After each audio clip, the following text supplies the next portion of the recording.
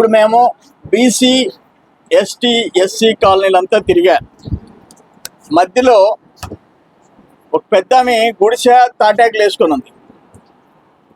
ఆమెను అడిగితే, అయ్యా నాది బేస్మెంట్ కట్టేసి వదిలేశారు అన్నది. పేరు ఏటగిరి కోణమ్మ, గిరిజన మహిళ. వాళ్ళ గవర్నమెంట్లో వైసీపీ నాయకుడు బేస్మెంటు కింద 1.5-2 అడుగులు నేల మట్టం, 15,000 20,000 ఖర్చు పెట్టలే. 70,000 ఈ అమ్మాయి ఈ తల్లి అకౌంట్లో పడ్డాయి. బ్యాంక్ అకౌంట్ జాయింట్ అకౌంట్ చేసేసి ట్రాన్స్ఫర్ చేసుకున్నాడు 70,000. ఆడ మ్యాక్సిమం 15,000 లేదంటే 20,000.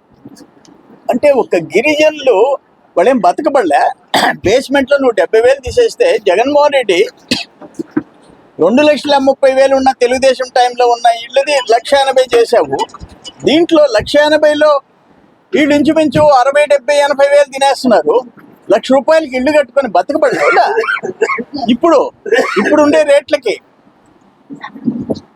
ఇది నేనేమన్నాను, ఒక్క గిరిజన మహిళకి అన్యాయం చేసినప్పుడు ఏం చేస్తున్నారు? గ్రామంలో పెద్దలు అధికారులు ఏం చేస్తున్నారు?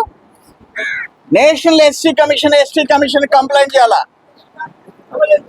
డబ్బు కట్టించాలా? తమాషాలా ఇది? నేను అందుకే చెప్పా, తహసీల్దార్, ఎంపీడీఓ, పోలీస్ అందరు కలిసి యాక్షన్ తీసుకోండి.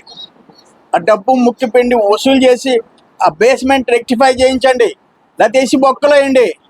ఎవడైతే ఏమి అంటే పేదోళ్ళ పక్క ఇళ్లలో కూడా గిరిజనులు హరిజనులు అంటే లెక్కలేదా? ఇది కరెక్ట్ కాదు.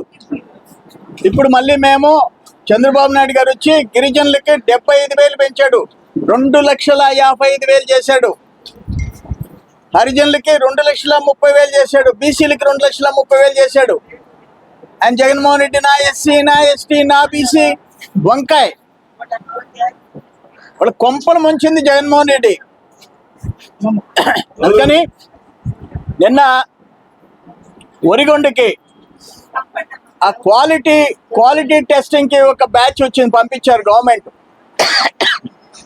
వాళ్ళు చెప్పారంట, ఆ గిరిజనుల థర్డ్ ఆప్షన్ 3లో ఆ ఇల్లు ఆ బేస్మెంట్ ఒక్కటి కూడా పనికిరాదని చెప్పారంట. బేస్మెంట్ ఒక్కటి కూడా.